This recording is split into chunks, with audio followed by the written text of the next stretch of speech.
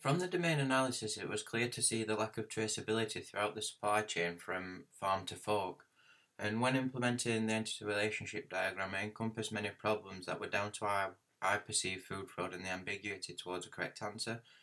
I found that with no validation to follow, only the rules identified in Chen's notation, the ability to create a model that was capable of tracing food proved difficult.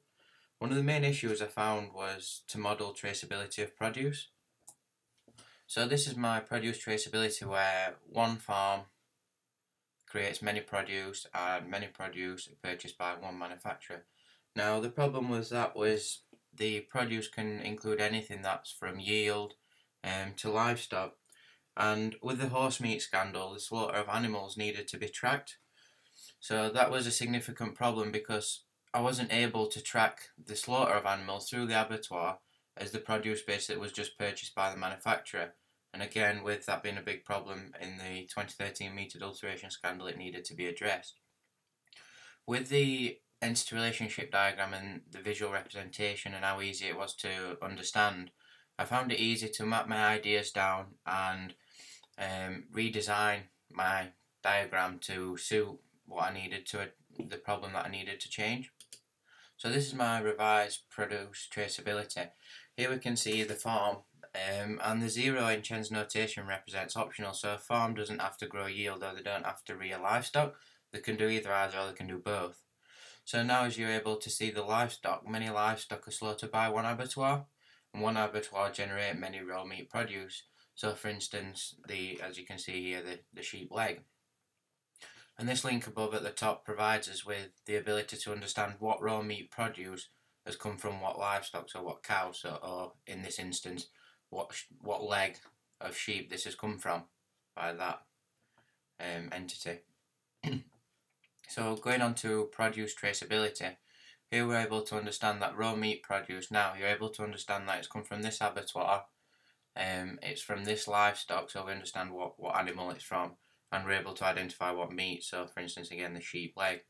And for the yield as well, we're able to understand what farm this has come from, the type, so in this case a potato, might be a Jersey Royal. Moving on to the product traceability, so now we're able to understand that product has many ingredients which are yield, and again in relation to Chen's notation this is optional. So for instance the Waitrose vegetable lasagna, it will have yield but it won't have raw meat produce in, so I've just mapped the optional ingredients. And also we're able to identify that many products are created by one manufacturer. Moving on to the attributes of product, we're able to identify what manufacturer this has been created from.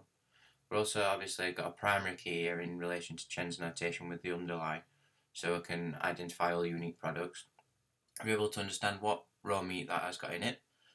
We're able to understand what yield that's got in it, so if it's a lasagna for instance it might include beef, which is from this cow, which is from this farm. We can trace it all the way back. We could also trace back the tomato for instance, so we were able to understand that it's this tomato, it was harvested then, it was planted when, and we're able to understand what farm it's come from. We're able to identify the name, so for instance lasagna, and the date created. Again, the date created and the date element of the entity relationship diagram and food fraud in general is quite an important element. Moving on to the bigger picture of things, we're able to understand how all this relates together. So we've got one supermarket that purchased many product batches. A product batch is basically, it includes many products. So we're able to understand from the supermarket, we're able to track it back to products, and then in the orange this is what we've previously outlined.